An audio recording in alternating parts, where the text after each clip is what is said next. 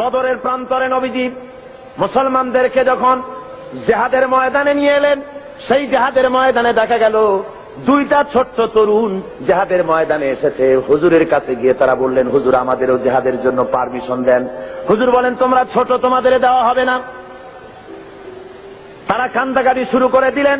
আল্লাহর নবী বললেন, তোমাদের ভিতরে যার গায়ে শক্তি বেশি তারে নেওয়া হবে। দেখি দুইজনে একটু দস্তাদস্তি করো, দেখি কার গায়ে শক্তি বেশি।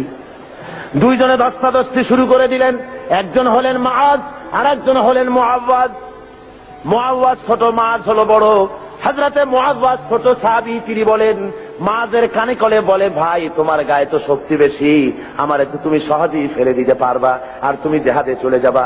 ও ভাই, তোমার কাছে আমি অনুরোধ করি, যেমনে পারো অন্তত একটিবার ভান করে তুমি আমার তলে পড়ে গিয়ে আমি জিতেছি এটাও প্রমাণ করে দিয়ে জিহাদে আমাকে শরীক হওয়ার সুযোগ দিও।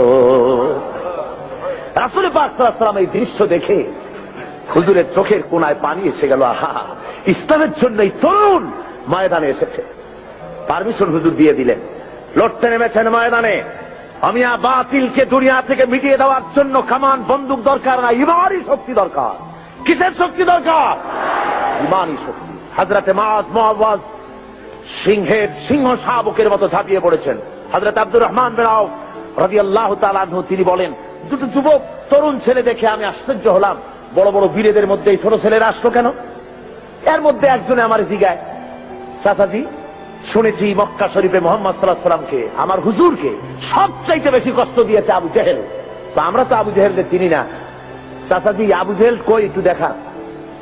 হযরতে আব্দুর রহমান বলেন, আমি অবাক হয়ে গেলাম যে আবু জেহেলকে বড় বড় বীরেরা ভয় পায়, ছোট্ট ছেলে তারে তালাশ করে। আমি বলে দিলাম, ওই যে দেখা যায় ওইটা হলো আবু জেহেল। বলার সঙ্গে সঙ্গে মুআজ এবং মুআওয়াজ দুইজনে তরবারি ভাজতে ভাজতে আবু জেহেলের সামনে গিয়ে হাজির। আবু জাহেলকে তরবারি দিয়ে আঘাত করতেছে, আবু জেহেলও তাদেরকে তরবারি দিয়ে আঘাত ফিরাতেছে।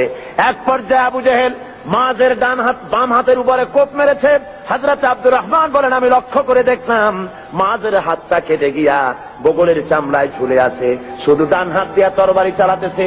এবার দেখা গেল বাম হাতটা চূড়ান্ত কর্তৃত হাত, সামনে নড়াচড়া করে ডিস্টার্ব করতেছে বলে ডান হাত দিয়ে তরবারি চালাতে পারে না বলে হযরতে মুআজ এবার নিজের কাটা হাতটা পায়ের তলে চাপ দিয়া বিরাট জোরে ঝটকা একটা টান মেরে বাম হাতটা ছিঁড়ে ফেলে দিয়া ডান হাতের তরবারি দিয়ে এমন জোরে আঘাত মারলেন, আবু জেহেল দুনিয়া থেকে জনমের মতো বিদায় হয়ে গেল। ভাইরা আমার, আল্লাহ রাব্বুল